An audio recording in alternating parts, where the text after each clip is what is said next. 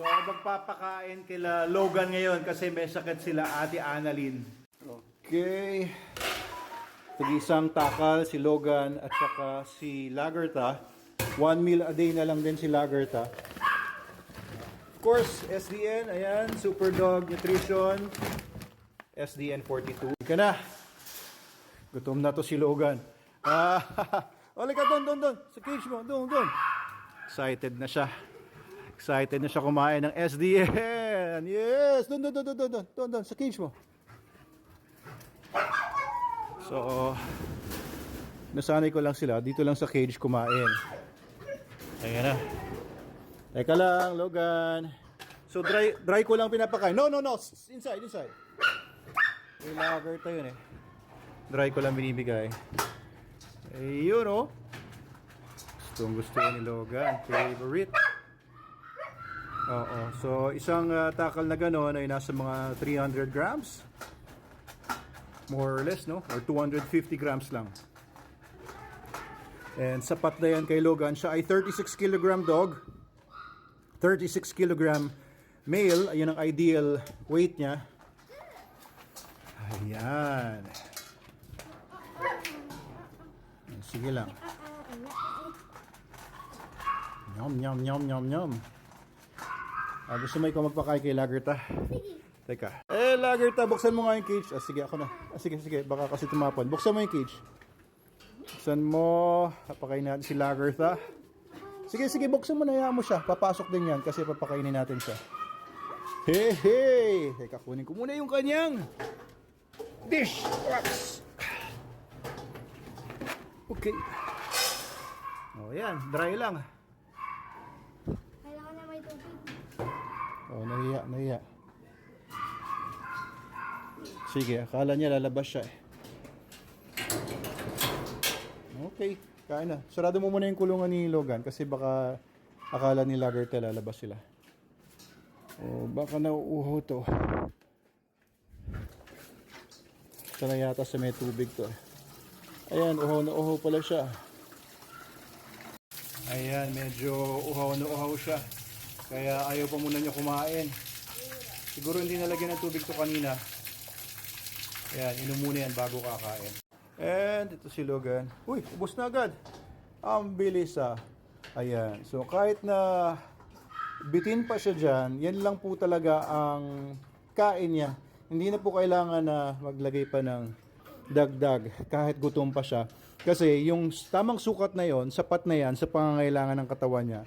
Para sa isang buong maghapon, 1 meal a day lang po sila. Oo, yeah. Assistant. Excuse me po. Pakilagyan ng tubig si Logan. Oops, hindi abot. Yan. Masipag tong assistant ko eh.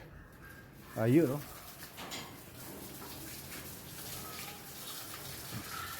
Ayan. Okay. Tapos na si Logan kumain. Oh, since wala na siyang food. Sige, labas ka na ulit. Oh, si Lagerta, hindi pa tapos, hindi pa kumain. Uminom pa lang. Hindi, ayaw mo muna siya. Gusto niya makakawala eh, imbes na kumain. Pero gutom na yan. Ayan na. Ayan, kumakain na si Lagerta. Akala niya kasi lalabas siya kaya hindi siya kumain kaagad. Akala niya palalabasin ko sila ngayon agad. Pero kain muna siya. Mamaya ko na siya palalabasin. Yum! Very good. Yan. Gustong-gusto naman niya yung kanyang SDN. So this is SDN 42 original. Minsan nag-SDN 42 beef sila. Minsan SDN 28 din. Nasubukan ko rin yung SDN 21. Pero SDN 42 talaga yung the best eh. Okay din naman yung iba. Pero pansin ko mas maganda ang katawan nila. Mas bilog sila. Mas makapal yung muscles nila kapag ka SDN 42. Sige lang Lagerta. Don't mind me. Nagkikwento lang ako sa mga viewers natin. Kain ka lang ng kain dyan. So, ayan. Muna natin siyang umubos ng pagkain niya. O, ikaw, binuksan na nga yung cage mo. Relax ka na. Come on. Sits? Flats. Very good. Turn. Turn. Natatanda mo ba? Turn. No, turn. Yun. Sits. Very good. Place. Yun. Very good. Relax. Ayan. So, yun yung mga basic commands lang na tinuturo ko sa kanya. Basically, bantay siya dito sa bahay. And, yan lang naman ang trabaho niya. Bantay dito sa bahay. Up here. Sits. Up here. Up here pa. Yun. Very good. Sige, naubos na yata ni Lagertay yung pagkain niya. Tignan natin. Ayun, kumakain pa rin si Lagertay. Oo, hindi kagaya ng puppy pa sila ni Bjorn, no? Para mga patay gutom.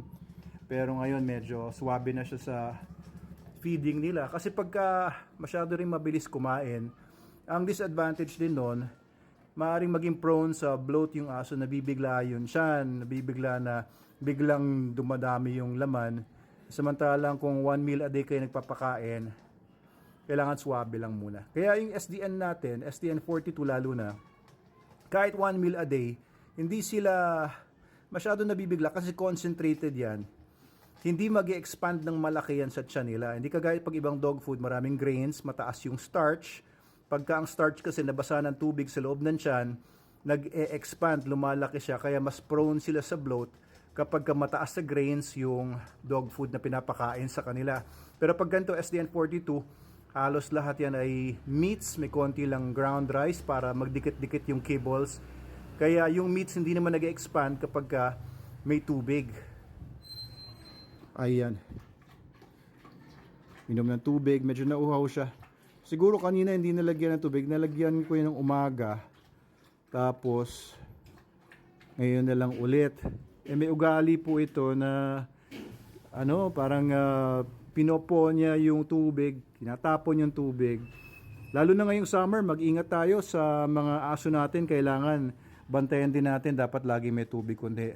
Pag nauhaw sila, maaaring magkaroon ng kidney problems. Siyempre, magkakaroon ng mga bacterial proliferation sa kanilang urine.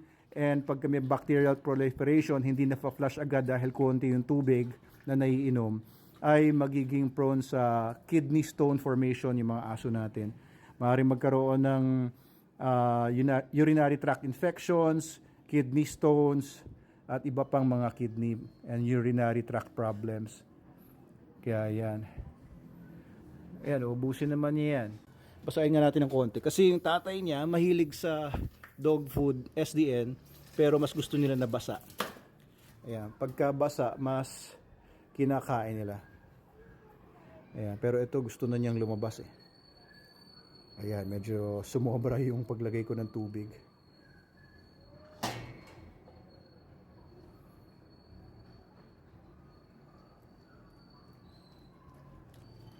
Ayan, nagsusoak na, nagsasabaw na yung SDN.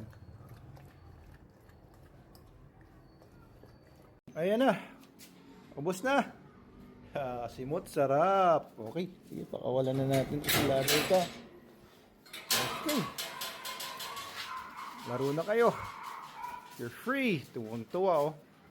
Tignan nyo, parang timang. Oh, talaga naman to.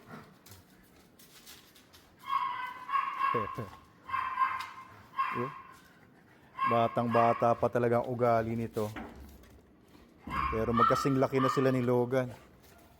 Mas malapad siya kay Logan. Or maybe it's just the fur. Ano, Logan? Ayan. Paggabi ko sila pinapakawalan. Kasi pag araw, maraming tao. So, paggabi, sila ang mga bantay natin dito. Ano, Logan? O yan, kukulitin siya na kasi. Oh, nakawala na. Tapos na siya sa feeding. Okay. Yun lang po.